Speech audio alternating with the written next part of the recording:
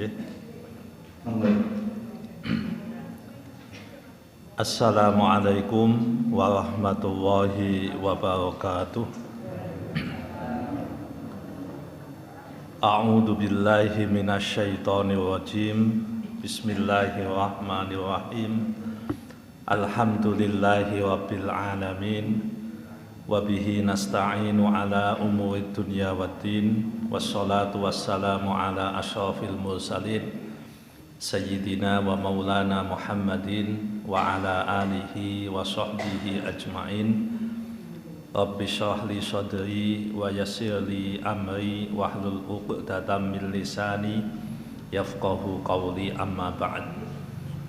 Bapak Ibu hadirin hadirat jamaah Masjid Al-Mustaqim rahimakumullah. Pada kesempatan yang mulia ini, marilah kita senantiasa memanjatkan puji syukur kehadirat Allah Subhanahu wa Ta'ala atas limpahan nikmatnya kita dipertemukan di majelis yang insya Allah barokah dalam keadaan sehat walafiat. Salawat serta salam kita haturkan pada junjungan kita Nabi Agung Muhammad Sallallahu Alaihi Wasallam. Semoga kita semua kelak mendapatkan syafaatnya. Amin ya rabbal alamin. Bapak Ibu hadirin hadirat rahimakumullah. Kita masih melanjutkan pembahasan hadis nomor 2 Kitab Arba'in Nawawi, masih membahas tentang pertanyaan malaikat Jibril. Saya bacakan potongan hadisnya. Bismillahirrahmanirrahim. Qala ya Muhammad, akhbirni anil Islam.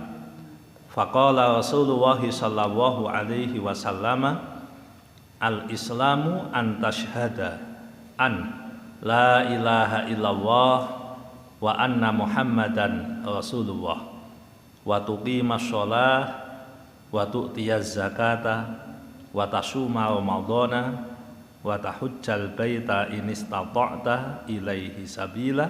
Qala sadaqta. Rasulullah ditanya mengenai apa itu Islam. Beliau menjawab, Islam adalah syahadat, menyaksikan tidak ada Tuhan selain Allah dan Nabi Muhammad adalah utusan Allah, mendirikan sholat, menunaikan zakat, berpuasa di bulan Ramadan, dan haji ke Baitullah bagi yang mampu perjalanannya. Nah Bapak Ibu, kita sampai ke poin yang kelima, yaitu haji ke Baitullah. Al-hajju itu artinya berkunjung, sama dengan ziarah. Jadi haji atau ziarah itu maknanya sama, berkunjung. Cuma kan maknanya sudah menjadi spesifik. Jadi makna umum yang dijadikan makna spesifik. Umpamanya saya datang ke rumah panjenengan, terus saya WA, Pak Hudori, kula ajeng ziarah teng daleme jenengan. Loh, sinten sing sedo? Mesti takonane ngoten. Mungkin ini wong urip kabeh. Lah, ziarah itu kan memang berkunjung. Jadi tidak nunggu mati. Kalau yang dikunjungi wong mati jenenge ziarah kubur. Kalau kita saling berkunjung itu namanya ziarah. Nah kita itu kan sering salah makna. Ziarah itu ke kuburan, kalau berkunjung itu namanya silaturahmi. Padahal berkunjung itu namanya ziarah. Silaturahmi itu artinya menyambung tali persaudaraan. Tali persaudaraan itu bisa disambung dengan ziarah, bisa disambung dengan yang lain. Yang paling dominan justru yang namanya menyambung tali persaudaraan adalah membantu. Itu yang paling dominan. Jadi jenengan jarang ke rumah saudara, tapi membantu itu sudah merupakan silaturahim, bahkan dengan nominal atau nilai yang lebih tinggi dari sekedar datang. Datang itu bisa jadi sarana, tapi bukan satu-satunya. Jadi itu ziarah. Al-hajj maknanya juga sama. Al-hajj itu maknanya berkunjung. Makanya al-hajj ilal bait. Ya, haji ke Baitullah. Kok haji kok ke Baitullah? Ya, haji itu maknanya berkunjung. Ya, makanya mungkin bahasane wong barat ya wisatawan kuwi haji. Wong dolan kuwi jenenge haji. Ane jenengan teng mriko kan diundang haj. Toik, haj. Minggir. Ngono kira-kira kan ngoten. Nah, itu maknanya al-hajj itu pengunjung. Al-hajj itu pendatang. Al-hajj itu peziarah. Dulu banyak ulama kiai yang membahasakan monggo kita ndonga muga-muga saged ziarah Makkah Madinah kan ngoten to niku. Lah kalimat ziarah Makkah Madinah itu bahasa lain dari istilah haji. Ya, berkunjung. Rukun Islam yang kelima adalah melaksanakan ibadah haji bagi yang mampu. Yang mampu melakukan perjalanan ke sana. Nah, dari sini nanti muncul beberapa hukum Bapak Ibu. Nggih, alhamdulillah sakmenika umroh sampun dibuka. Mboten namung sampun dibuka, 2 bulan yang lalu sudah dibuka. Kemarin kula ngaji enten salah satu jamaah sing ajeng umroh. Nyuwun donga kalih cerita, alhamdulillah Pak, sakmenika umroh mboten usah swab. Mboten usah karantina. Loh, berarti wis normal mal. Nggih. Dia dapat 12 hari. Nah, kan jatai 3 atau 4 hari atau bahkan 5 hari karantina dulu. Niki pun mboten, Pak. Kula masuk ke Mekah, terus aplikasi nggo gelang tawakal apa-apa jenenge, nek Indonesia ya Peduli Lindungi ngoten lah. Sesudah itu udah begitu masuk, yang penting tidak sakit, udah dia langsung ke masjid. Nah, itu bonus 12 hari. Nah, artinya ini kabar baik bagi panjenengan mungkin yang dulu sempat daftar ora sida mangkat. Nah, ini mungkin bisa menjadi kabar yang bagus buat kita yang ini mau melaksanakan umroh atau haji. Nah, haji dan umroh itu hukumnya wajib. Bapak Ibu, hukumnya wajib bagi yang punya kemampuan. Lah sakniki ngeten. Ngukur kemampuan, wong kok mampu niku pripun? Mampu itu Bapak Ibu yang pertama sehat. Berarti fisiknya sehat. Dia mampu secara fisik mandiri untuk menjalankan ibadah haji atau umroh. Berarti nek mboten sehat, mboten wajib. Mboten sehat, mboten wajib. Makanya kalau orang sakit, ya jangan susah. Wong jenengan ora wajib. Itu pertama, dia sehat. Yang kedua, perjalanannya aman. 2 tahun kita menghadapi perjalanan tidak aman. Tidak ada bom, tidak ada rudal, tidak ada teroris, tapi ada COVID. Sehingga 2 tahun perjalanan haji dari luar negara Saudi dilarang. Kemarin ada 10.000 yang mengikuti haji, tetapi kan hanya orang yang ada di wilayah sana. Artinya bagi kita yang tidak jadi haji, waktu itu kewajibannya gugur. Karena ada jamaah istiqomah, pun ngimpi-ngimpi mangkat haji. Pun daftar sejak tahun 2012 apa 13. Pun cerita kalih kula, pun njaluk donga, wis macam-macam. Pak dongake benjing kula, insyaallah badhe haji. Jadwal keberangkatan 2020. Begitu meh tekan padahal pun kita pun foto paspor Entah sudah meningitis atau belum, saya tidak tahu. Nah, mboten sida. Bahwa mboten sida, tahun 2021 wingi ngenteni mbok menawa iki Covid wis medun, sida mangkat. Mboten sida. Sekarang orangnya sudah meninggal. Sampun meninggal. Lah bal meninggal keluargane kan tengene kula. Pak Yai, umpamane jenengan makili Pak Bapak haji ndak kersa, kula jawab pun saya 100% mau. Tapi emang Kementerian Agama boleh.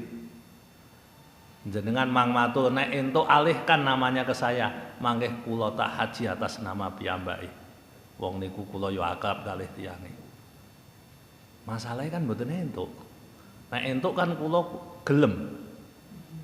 Nek entuk kula gelem. Ora apa-apa rekoso hadiah pahala kanggo si yang tadi tidak haji. Enggak apa-apa. Tapi kan ternyata enggak boleh. Lah kalau enggak boleh terus gimana, Pak? Lah yo sing cedhak kewajibane gugur. Cuma nek jenengan pengen mantep malam yo jenengan bisa menghajikan lewat orang yang ada di sana. Anu Pak, tong mriko niku do cetha. Do ngakali, kakean mafia ngono kandhane. Wah nek niku kula mboten ngerti, nek jenengan mboten mantep yo jangan. Ya memang ada selentingan-selentingan begitu. Lah cuma nek saking mriki kan angel sakniki. Nek jenengan ngakon kula mboten iso daftar. Masalahe kula isone daftar 2026. Engko isih ngenteni selawe tahun lha apa Pak? Suwi banget. Nah niku alasane. Nek jenengan kersa rada cepet mang daftarke Haji Plus. Tapi nggih duwite 200 yuta. Niku wae isih ngenteni 7 tahun. Nek pengen cepet meneh sakniki daftar sakniki mangkat. Kula gadah link. Tapi 450 juta. Lalah. Dite sapa kuwi Pak sakmono ge mangkat kaji? Temane 20 dina Bali, sedina 20 yuta. Itu namanya haji furoda. Ya itu 450 juta. Tapi langsung mangkat. Nah niku. Lah mulane pun jenengan mboten usah susah. Bapak insyaallah pun nglakoni kewajibane hanya karena tidak mampu. Kalau memang tidak mampu ya tidak dosa. Cuma jenenge wong kan pengen malam nggih. Pengen malam wong wis dinti sakwene kok ya mboten dilakoni kan iman-iman. Akhirnya upayanya begitu. Karena hari ini kita dibatasi oleh kuota. Seandainya terjadi pada tahun 2006 ya gampang wae. Tahun 2006 kan saiki daftar sesuk mangkat. Wektu niku mboten akeh sing daftar haji. Kuota itu kadang tidak terpenuhi. Nek sakniki kan beda kondisinya. Kuotanya sudah sangat penuh sesaat. Nah, jadi yang namanya mampu itu mampu melaksanakan perjalanan dan memang aman, semuanya aman. Bisa dijangkau, bisa dilakukan. Nah, kalau ada masalah di situ tidak apa-apa, kita tidak usah susah hati. Ibaratnya kita mau Jumatan tetapi di jalan ternyata bane gembos. Terus piye meneh? Nah, di tengah jalan tol kita hitung-hitungane nyandak, engko jam 11 tekan ngomah. Tapi tekan jalan tol ning tengah dalan bane ngembes. Leh dandani sak jam dhewe wong ora patek iso. Leh ngongkek-ongkek apa? Baut ora iso kok. Lah kan suwi, Pak. Soale kula tahu. Ora iso ngongkek-ongkek baut kan suwi to. Leh mbukake wae angel. Andungkak wae angele masyaallah. Masalahe mboten iso. Nah, itu namanya halangan. Orang haji kalau ada halangan boleh. Karena faktor kesehatan, yang kedua karena faktor keamanan. Tidak apa-apa. ndak usah susah. Nggih kula nggih ngandani ngoten, mboten usah susah jenengan. Yang penting panjenengan bisa dilakukan sesuai dengan kemampuan. Lah nek digantekke anake saged mboten? Lah mboten saged. Mbadali haji itu harus sudah haji. Ndak bisa haji kok dibadali kalau sing durung kaji. Jadi kalau badali lah disitulah tadi yang muncul kalimat datang mriko niku doa cetha. Ya nek dikajekke tenan. Engko lek ngajekke wong 5 barang. Nggih. Ngajekke wong 5 anu jenengan titip kula tampa, jenengan titip kula tampa, jenengan titip kula tampa wis murah wae. Mang yuta apa-apa, kula tampa, kula tampa. Ah ngajekke wong 10 niate bismillah nawaitul haja li wong 10. Wah. Ah niku kan ora sah kabeh. Wong kanggone hanya satu masalahnya. Sehingga saya pernah nanya, kok iso murah ngono iki dong-donge piye to, Mas? Nah, dong-donge mboten murah. Nek anut jalur itu untuk bisa untuk bisa masuk ke area niku toh Arafah dan Mina itu kan ada gelang. Itu bayar itu untuk mandiri itu sekitar 1.000 real ya. 1.000 real kan 4 yuta. Lah nek mbayare 4 yuta, nek wonge ngekeki mung 5 yuta, aku mau 1 yuta ge mangan kan kurang. Akhirnya kan double. Nek siji kan rugi. Wong padha-padha iso mlebu. Aku mlebu tenan tak foto ya tono tenan. Cuma fotone kula sebar wong 5. Iki kanggo jenengan, kanggo jenengan. Ya ada yang begitu karena murah. Makanya saya nanya, Mas, niki nek kula titip kanggo jenengan, kanggo kula, bapake kula. Tapi tenan sampean sing anu. Nek jenengan jaluke kula ya 5 yuta, Mas, wegah kula. Lah pinten? Ya paling ora 15. Dia ngomong begitu. Ya, kebetulan ada teman yang di sana. Jadi gini maksudnya. Kalau kita memang tidak mantep ya enggak usah. Karena bagaimanapun Rasulullah menyampaikan tinggalkan yang tidak mantap. Badal itu atau membatalkan haji itu bisa dilakukan dengan teknis cara melaksanakan ibadah haji sebagaimana biasa. Jadi artinya ya orangnya satu orang hanya bisa melaksanakan satu. Itu saja kalau kena dam tetap bayar dam. Padahal damnya pinten damnya? Kambing satu berapa? Nah, sidik-sidik kambing satu kan 1 juta. Itu kalau umpamanya hajinya tamato. Jadi biayanya banyak, memang biayanya banyak. Ya aja golek ngirite, nek golek ngirite ya entuke niku. Murah dadi bangga kan eman-eman kan. Nah, mending kita melakukan yang terbaik. Tapi sekali lagi bagi yang sudah mampu mestinya dia menjalankan, tapi karena faktor tadi yang seperti saya sampaikan itu tidak apa-apa, tidak dosa, sudah gugur kewajibannya. Mbok menawa ana keluarga sing ngalami ngoten, ben ora susah hatine, sudah selesai urusan. Nek jenengan pengen menghajikan, monggo tapi tidak usah menjadi beban berat bagi panjenengan. Nih. Terus berikutnya, orang haji itu wajib kalau dia punya ongkos. Nah yang dimaksud ongkos niku pripun? Ngeten. Orang haji itu Bapak Ibu, dia harus punya ongkos PP dan hidup selama di sana. Kita sekarang menggunakan BPIH, biaya penyelenggaraan ibadah haji. Sesuai dengan angka itu. Plus keluarga yang ditinggalkan selama 40 hari harus dijamin untuk makannya selama itu. Itu yang dimaksud mampu. Plus dia tidak boleh punya hutang jatuh tempo. Nah, jadi Bapak Ibu, mbok menawa mangke enten sing ajeng mangkat haji tahun ini mbok manis itu.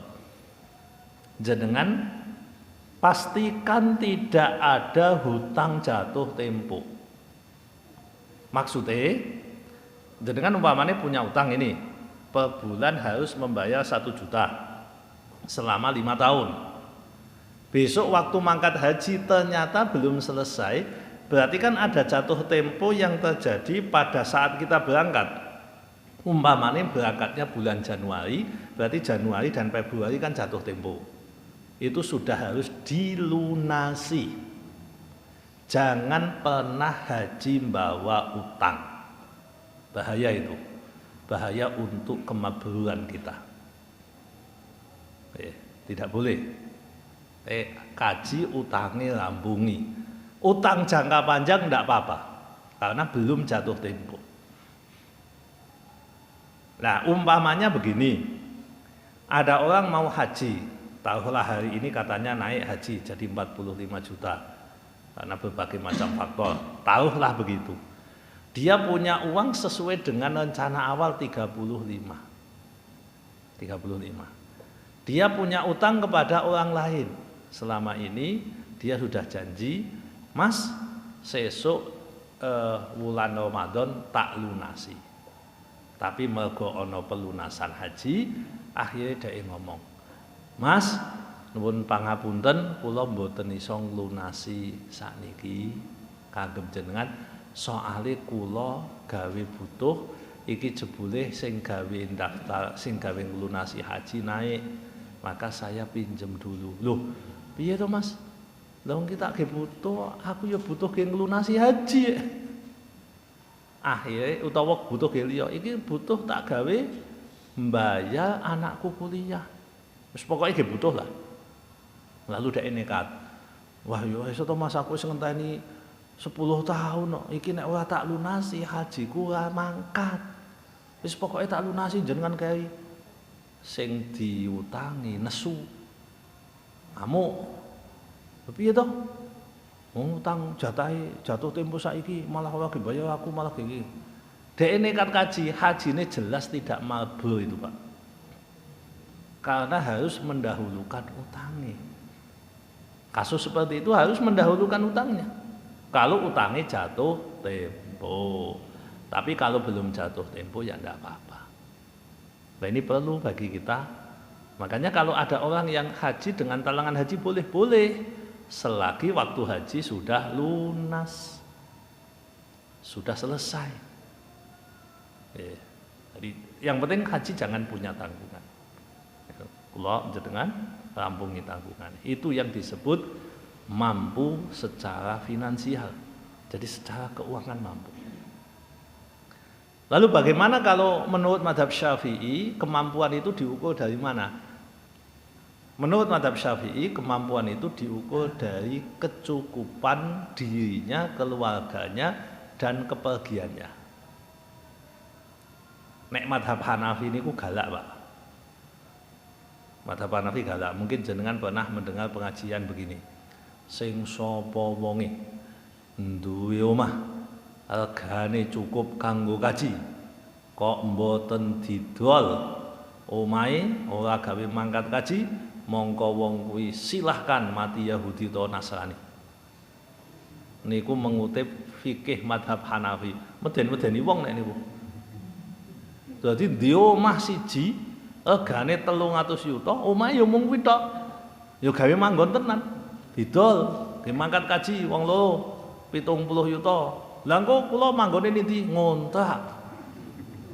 Wah nek agama modele ngoten niku kacau. Nek mazhab Syafi'i mboten. Mazhab Syafi'i ngeten. Jenengan dhewe omah pinten? Setunggal.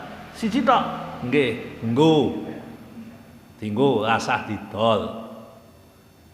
Jenengan dhewe apa sak liyane omah? Toko. Tokone pinten? Siji tok. Tokone nek didol kapiran mboten? Kapiran wong memang niku tempat saya berjualan, memang kerjane kula ngoten. Oh, ora usah didol. Mboten usah didol. Usaha mawon alon-alon muga-muga tekan. Tapi nek mazhab Hanafi mboten. Begitu, wah di toko, dol. Masalah rezeki pasrahke karo Gusti Allah. Lah ya do mendem kabeh nek ngene carane. Engko mulih iso dadi gelandangan tenan. Pak Haji mulih gelandangan kan kacau. Tidak boleh begitu. Makanya Standarnya ulama madzhab Syafi'i itu kalau sudah ada yang pokok. Omah panjenengan punya satu lagi yang notabene-nya tidak ditempati, tidak dipakai, hanya kanggo investasi. Kok jenengan mengatakan saya tidak mampu haji, itu bohong. Karena jenengan bisa jual rumah yang satu. Loh nek didol kan jenengan tidak apa-apa. Wong faktanya sudah punya rumah tempat tinggal. Atau panjenengan punya aset lain yang hanya untuk nunggu besok untuk anaknya, untuk masa depan, ke depan.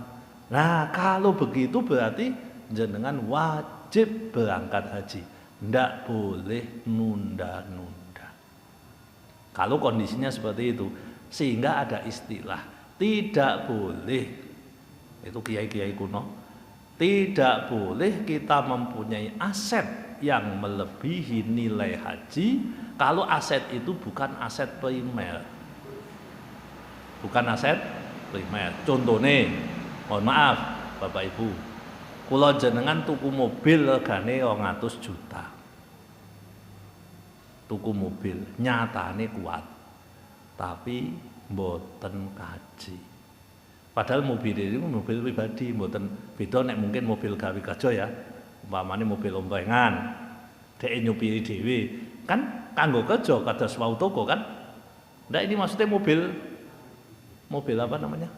Wis pokoke gawe lunga dhewe lah, bukan sesuatu yang primer.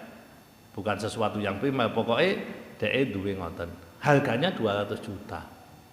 Tapi dia tidak haji, alasannya tidak mampu. Lah wong kuwi sing kaya ngono kuwi diancam karo Gusti Allah. Diancam. Ancamannya begini.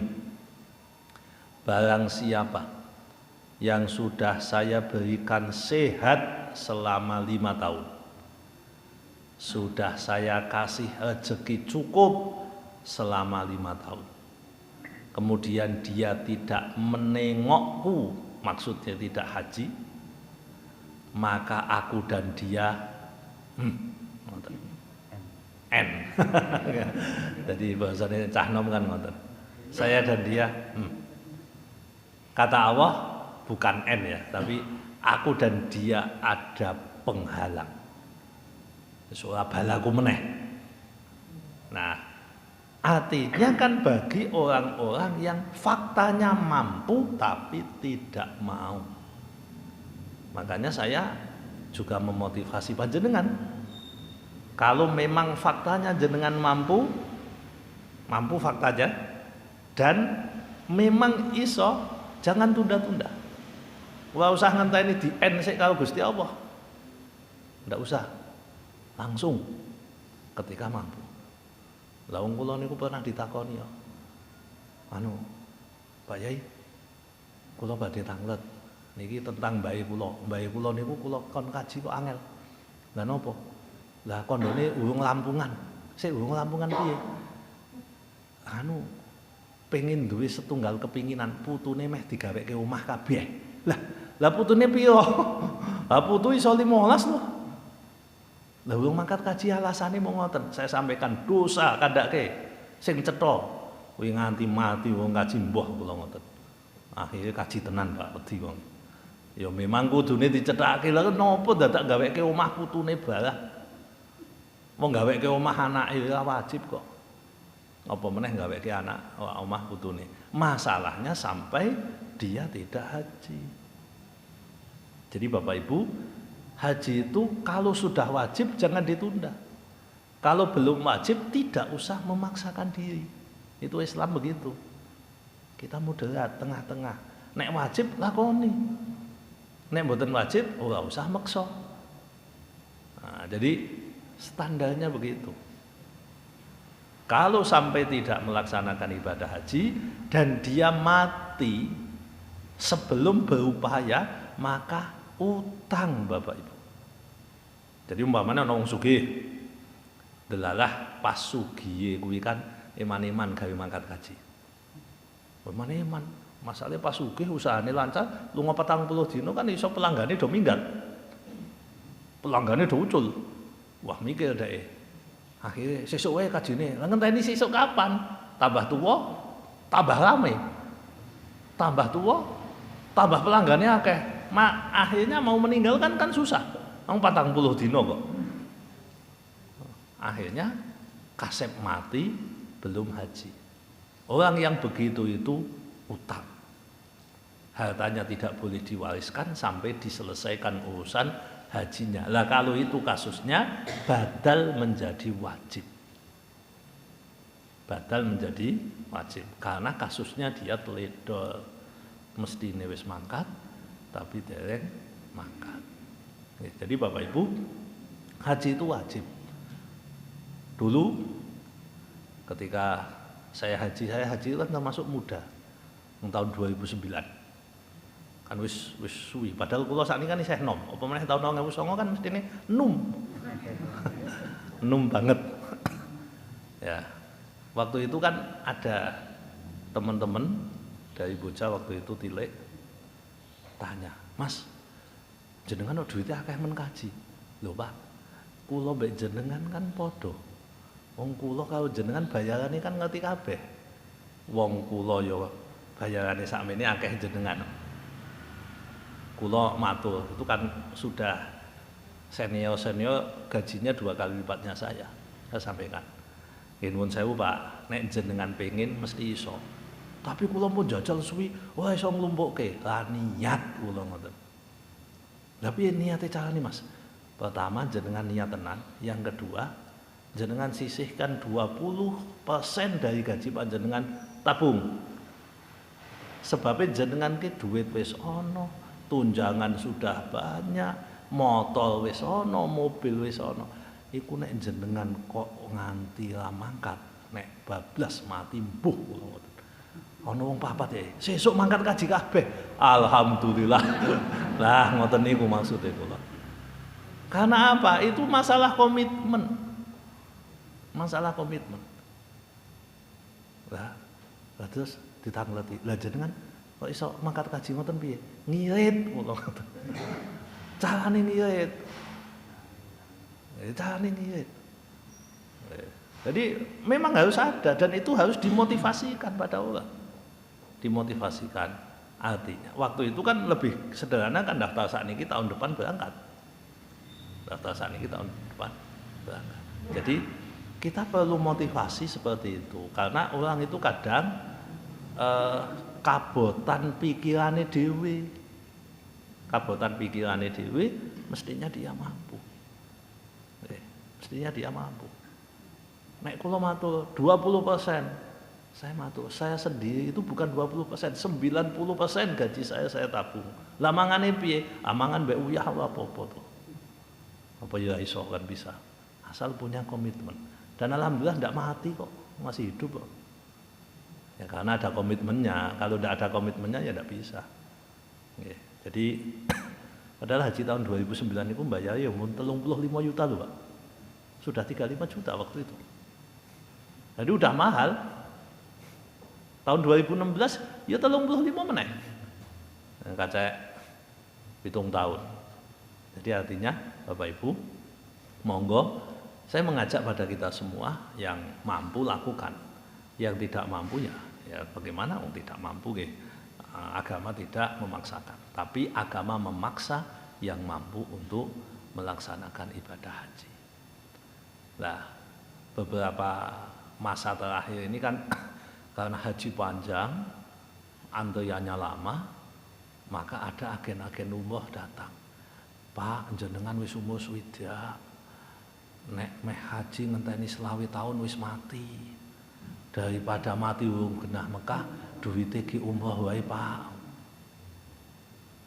Nggih enten ngoten niku ana, kula ngerti kok. Lah kula ditakoni, Pak, pripun, Pak? Haji yen apa umroh yen? Kula jawab haji dulu. Ah tapi ngenteni 20 tahun umure ora tekan. Ora apa-apa. Nek jenengan punya satu pilihan loh ya. Hanya punya uang 40 juta. Nek ke haji umroh nyandak, ke haji nyandak, ke umroh nyandak, tapi bukan untuk dua-duanya. Lalu Anda punya pilihan A apa B? Jawabannya haji. Lah nek umroh sik kan wis nglakoni wajib. Ya iya, jenengan wis nglakoni wajibe, tapi wajib salah satu, padahal wajibnya dua-duanya. Wajibnya dua-duanya.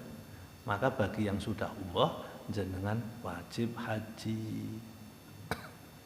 Lah nek duwite kurang piye, Pak? Ya golek. Nah, begitu. Karena kalau sudah umroh berarti kan sudah mampu berjalan ke sana. Mampu perjalanannya ke sana. Kalau udah mampu perjalanannya ke sana, berarti wajibnya itu haji dan umroh. Tadi di hadis itu disampaikan hajjal bait, haji ke Baitullah, barang siapa yang mampu melakukan perjalanan. Nah kan mampu melakukan perjalanan umroh, berarti mampu ke sana kan? Artinya dia wajib untuk haji. Boleh enggak umroh dulu? Boleh. Nabi umroh dulu baru haji. Tapi kan haji ini dilakoni. Lah tadi masalahnya kan beda. Masalahnya haji ini ditinggalkan sebab milih umroh. Lah itu enggak boleh. Tapi kalau jenengan punya dua, saya punya uang 100 juta Pak, 25 juta membayar haji dulu, nanti hajinya masih 25 tahun, sekarang umroh dulu, silahkan. Mau umroh 10 kali silahkan. Tapi haji ini kudu wis dicekeli dhisik. Ya, jadi haji ini tetap didahulukan.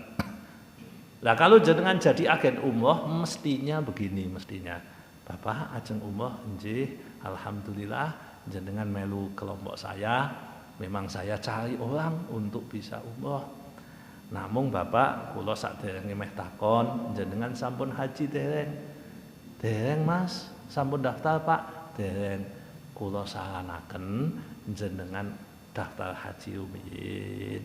Mangke nek pun gek daftar umroh. Lah atone kula cukupe setunggal. Nek setunggal jenengan gawe haji. Kuwi agen sing jos, Pak. Tapi biasane do mboten ngoten. Wah apik, Pak. Umroh dulu. Nanti karena ana duwite. Nah, urusane beda. Beda Bapak Ibu. Ya, jadi kita harus edukasi lah. Kita boleh Pak jadi agen umroh, boleh, silahkan. Sing penting aja umroh bodong. Investasi bodong banyak, termasuk lewat umroh banyak ya. Jadi kula jenengan kudu ngati-ati. Kula wong bolak-balik dicurhati wong, Pak kula wong papat, iki sing ngomong kiai saka Jakarta, orang hebat, bolak-balik ning TV. Bayare pinten, Pak? 40 wong papat. Kondone mangkat, muga-muga mangkat. Kok jenengan ngendikane ngoten? Ya muga-muga tak dongake mangkat. Kok ngoten to, Pak? Nggih, ya mboten kula critake, tapi jenengan wis tak dongake muga-muga mangkat. Lah ini mangkate kapan? 2 tahun malih, Pak. Oh, nggih. Ya muga-muga mangkat kula ngoten mawon. Padahal waktu niku murah-murahe bayare 18. Murah-murahe niku. Kok 10 yuta kok murah men. Oh tapi wong kathah sing nderek, kathah sing nderek iki malah jenengan aja golek bolo, niku kathah sing kapusan kok. Akhirnya 2 tahun lagi cerita ke saya. Lah sok Pak, duwite kondone go mlayu wong bojo. Alah kuwi alasan. Go mlayu wong bojo, go mlayu sing ngomong kuwi kok. Lah terus sakniki jenengan piye? Nek pengin mangkat kudune digenepi dadi 28 yuta. Lho malah larang to. Kok nambahi 18, tinimbang kelangan 10 kan kula tambahi 18. Pun tekan 18, mangkat tenan. Dugi mriko tekan kono tikete Bali wong tukoke jajal ngoten. Dadi ning Medina tiket Bali wong ono. Lah piye jajal kuwi? Itu fakta. Nah, makanya Bapak Ibu, kita itu kan jangan mudah tertipu. Jangan menipu, kita proporsional saja. Jadi kalau jadi agen ya yang benar, nah, edukasi yang baik. Kalau yang memang belum haji ya disarankan untuk haji dulu. Karena apa? Kita tidak hanya mencari profit, keuntungan, tapi kita juga edukasi. Mestinya ngoten, ideale ngoten iku. Jadi kewajiban kita itu haji plus umroh. Haji yang didahulukan. Dahulukan yang wajib dulu, apalagi kalau kita jelas-jelas hanya punya kemampuan satu. Oleh karena itu, karena ini wajib, monggo sing mampu lakoni. Sing boten mampu pengin mawon. Wis ngoten mawon, pengin ndonga muga-muga dimampokke kalih Gusti Allah. Gitu aja. Kita begitu. Wis pokoknya file apa adanya, tidak usah berlebih-lebihan. Tidak usah berlebih-lebihan. Agama kalau didesain dengan berlebih-lebihan itu indikasi tidak benar. Ya, tidak benar. Kalau saya diceritani, wah iki ana wong miskin omahe didol saiki apa jenenge haji wonge tawakal. Kula ngeten kuwi ibadah nganggo nafsu, ora nganggo ilmu. Ibadah ana aturane. Mosok keluargane kapian kabeh terus dhek mangkat kaji enak-enakan ndak boleh. Jadi tetap ada aturan, bakunya itu madhab yang kita pakai. Nggih, Bapak Ibu mekaten ingkang saged kula aturaken kaitanipun kalih poin kelima hadis nomor 2 tentang haji ke Baitullah bagi orang yang mampu. Mekaten, monggo menawi enten pertanyaan dipersilahkan. Matur nuwun.